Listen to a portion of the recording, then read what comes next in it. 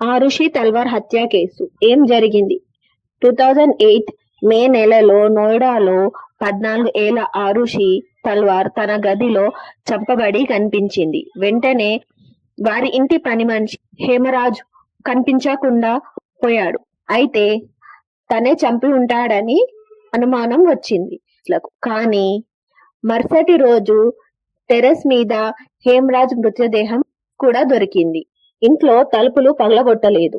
పోలీసులకు అనుమానం వచ్చింది. వెంటనే ఆరుషి తల్లిదండ్రులు డాక్టర్ రాజేష్ నుపూర్ తల్వార్ మీద వాళ్ళు ఆ కోణాలో దర్యాప్తు అనేది ప్రారంభించారు.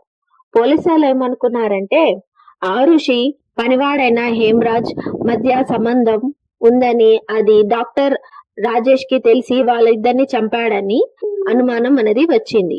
ఆరుషి మరియు హేమరాజులను ఒక షార్ట్ వెపన్ తో చంపబడింది. ఒకే వెపన్ తో గొంతు పైన దాడి చేశారు.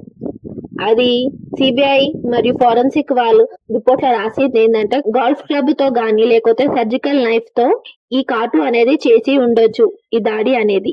పోలీసులు దర్యాప్తు చేసే కంటే ముందే క్రైమ్ సీన్ లో శాంపిల్స్ అనేటివి తారుమారు చేశారు అని పోలీసులు కోర్టులో చెప్పారు.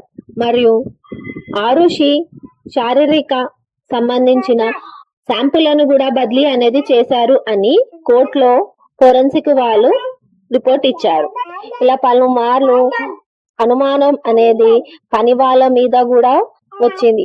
మీడియా వాళ్ళు చాలా రకాల కథలు చెప్పారు. ఆఖరికి ఈ కేసు అనేది పోలీసులు సరిగా రిపోర్ట్ అనేది ఇవ్వట్లేరని సిబిఐకి కూడా కేసుని అనేది పంపించబడింది.